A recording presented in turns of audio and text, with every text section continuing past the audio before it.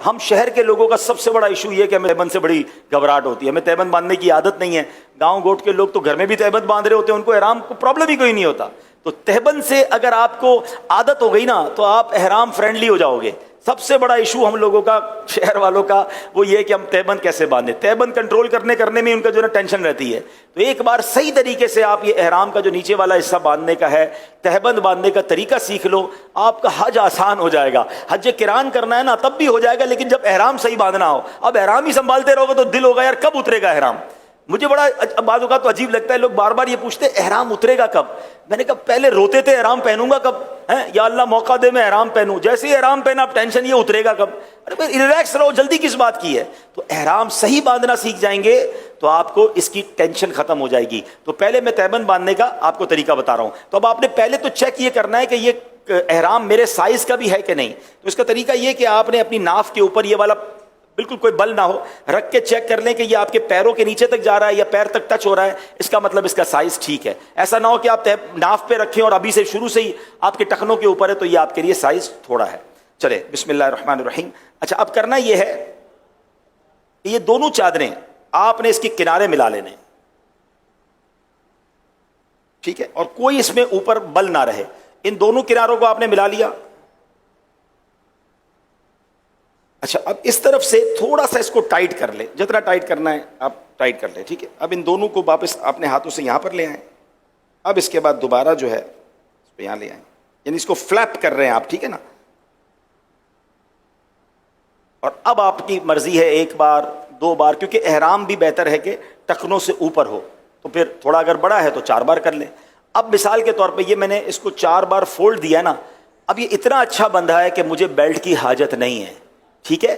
اچھا ایک اور غلطی جو حاجی کر جاتے ہیں یا غلطی عمرہ کرنے والے کر جاتے ہیں، ابھی چونکہ میں تربیت کر رہا ہوں تو میں نے کپڑے پہنے ہوئے ہیں، ٹھیک ہے نا، لیکن جب آپ احرام پہنیں گے تو جسم پر اور کوئی کپڑا نہیں ہوگا، کوئی انڈر گارمنٹ، کوئی انڈر ویئر وغیرہ کچھ بھی آپ نہیں پہنیں گے، ٹھیک ہے۔ مرد جب احرام پہنے گا تو اس کے جسم پر بے سلی چادریں ہی ہوں گی، سر پر ٹوپی امامہ بھی نہیں ہوگا، یہ خیال رکھنا ہے، ٹھیک ہے۔ تو اب آپ نے جب یہ احرام پہنا نا تو اب ظاہر ہے اس کے نیچے تو کچھ بھی نہیں پہنا ہے، تو اب یہ جو فلیپنگ کی ہم نے اس کو گھما کے جس طرح بنایا ہے نا، اس کا فائدہ یہ کہ اگر ہوا بھی آئی نا تیز تو یہ اگر اڑی بھی چادر تو آپ کی ستر، آپ کا جو جسم ہے وہ چھپا رہے گا، بے پردگی نہیں ہوگی۔ تو ہم نے احرام جب اس طرح باندھتے تو اس سے ایک تو چلنے میں بڑی آسانی رہتی ہے، دوسرا پردہ بھی رہتا ہے، تیسرا یہ کنٹرول بھی رہتا ہے۔ اچھا یہ میں نے سکھایا نا تو آپ مجھے شاید 50 سیکنڈ لگ گئے ہوں گے، 1 منٹ لگ گیا ہوگا، لیکن اگر میں خود باندھوں یا آپ کی پریکٹس ہو جائے گی تو 30 سیکنڈ میں بھی ہو جائے گا، پتہ بھی نہیں چلے گا، آپ کی عادت ایسی بن جائے گی کہ آپ بالکل آسانی سے باندھ لیں گے۔ اب بیلٹ نہ بھی پہنے تو احرام چلے گا۔ اچھا کچھ حاجی غلطی کیا کرتے ہیں، کیونکہ گھر میں تولیہ باندھنے کی عادت ہے نہانے کے بعد کچھ لوگوں کی، تو وہ احرام تولیے کی طرح باندھ لیتے ہیں، اب یوں باندھ رہے ہوتے ہیں۔ جب اب یوں احرام باندھ لو گے تو آپ تو اپنے آپ کو قید کر بیٹھے، اب تو آپ زیادہ چل بھی نہیں سکو گے اور پھر سنبھالتے رہو اس کو۔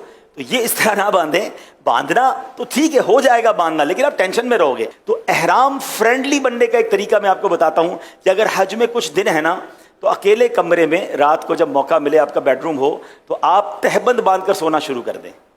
آپ 5-7 دن اگر تہبند کے ساتھ واش روم جانا، گھر آرام کرنا سیکھ گئے نا تو پھر آپ احرام کے اندر بڑے ایزی ہو جائیں، کیونکہ آپ کو وہاں جا کے پریکٹس نہیں کرنی ہوگی، آپ نے ادھر ہی پریکٹس کر لی ہے، ٹھیک ہے نا۔ آپ کہیں یار وہ پھر تہبند یوز ہو جائے گی تو مجھے وہاں کے، تو کوئی بات نہیں، اس تہبند کو یہیں چھوڑ دیں، نیا ایک احرام اور لے کے وہاں چلے جائیں، لیکن اچھی نیت کے ساتھ اس کی پریکٹس کر لیں تو یہ بڑا آسان ہو جائے گا۔ اچھا اب بیلٹ کئی قسم کے آتے ہیں، لیکن اگر اس طرح کا بیلٹ جو ٹریولر بیک بیلٹ کہلاتا ہے جس میں جیب ہوتے ہیں، یہ بیلٹ بڑا آسان رہتا ہے، تو اس کو باندھنا بڑا آسان ہے، پیچھے اس کا کلپ ہوتا ہے اور اس میں آپ اپنا موبائل فون، اپنے ضروری کاغذات یا کوئی تھوڑے بہت پیسے بھی رکھ سکتے ہیں۔ اس میں بھی ایک مشورہ دوں گا کہ حج پر جا رہے ہیں تو 2 موبائل لے جائیں، اگر آپ کے پاس اسمارٹ فون یا قیمتی فون ہے تو اس کے ساتھ ایک چھوٹا فون بھی لے جائیں، جو آپ حرم پاک میں جانے آنے کے لیے، مینا عرفات میں، دیگر جگہوں پر آپ کے پاس وہ بھی فون ہو، کیونکہ بعض اوقات بیلٹ میں لوگ رکھتے ہیں اور بیلٹ اٹھا کر رکھ دیتے ہیں کہیں وضو خانے پہ اور قیمتی فون بھی چلا جاتا ہے، یا اپنے پورے سفر کی ساری کرنسی اسی بیلٹ میں رکھتے ہیں، ایسا بھی نہ کریں۔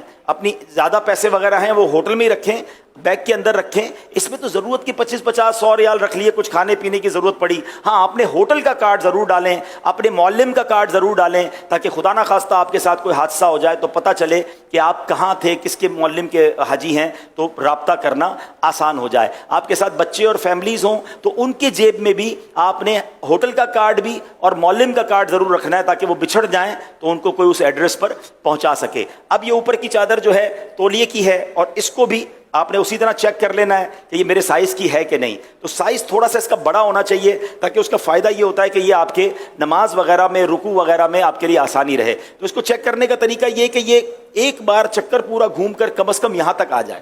تو یہ جو چادر ہے یہ میرے لیے ٹھیک ہے, میری سائز کے لیے اوکے ہے کہ یہاں تک گھوم کے آ گئی ہے. تو اب جب یہاں تک آ گئی ہے نا, تو اب یہ میں جب رکوع کروں گا نا تو یہ گرے گا نہیں. ورنہ نارملی کیا ہوتا ہے کہ اگر احرام یہی ختم ہو گیا تو جتنی بار آپ نماز پڑھیں گے وہ نیچے آتا رہے گا, پھر آپ اوپر کرتے رہیں گے تو تھوڑا سا کنفیوژن بھی رہتی ہے. تو بہتر یہ کہ احرام اتنا ہو کہ یہاں سے پورا چکر گھوم کر آپ کے یہ والے کاندھے پر یہ دوبارہ آ جائے, تو اب آپ بڑے سکون سے انشاءاللہ احرام پہن لیں گے. تو یہ ہم نے احرام پہن لیا. اچھا, اب اس میں کچھ بے احتیاطی بعض اوقات حاجیوں سے ہو جاتی ہے, چونکہ پریکٹس نہیں ہوتی. اب مثال کے طور پہ آپ نے احرام پہنا ہے اور نماز پڑھ رہے ہیں, تو آپ کہیں گے اللہ اکبر. اب ابھی تو میں نے کرتا پہنا ہے, اگر کرتا نہ پہنا ہوتا تو پیٹ میرا نظر آتا, سینہ نظر آتا. تو جب نماز پڑھتے ہیں تو یہ پورا جسم نظر آ رہا ہوتا ہے, یہ بہتر نہیں ہے.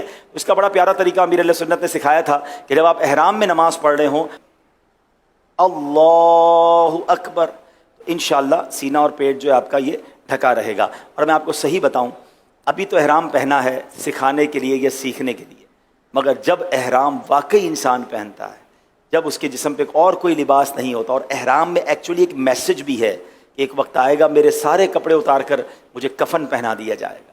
تو یہ احرام کی چادریں ہمیں اس سفر کی بھی یاد دلاتی ہیں. اور جب بندہ احرام پہن لیتا ہے نا, اور پھر اس کے بعد جب وہ لبیک پڑھتا ہے اور جو اس کی کیفیت بنتی ہے, یہ الفاظ میں بیان بھی نہیں کیا جا سکتا. ہم اللہ کریم سے دعا کرتے ہیں کہ ہمیں حقیقی معنوں میں احرام پہننا, لبیک پڑھنا اور اپنے در کی حاضری نصیب فرمائے.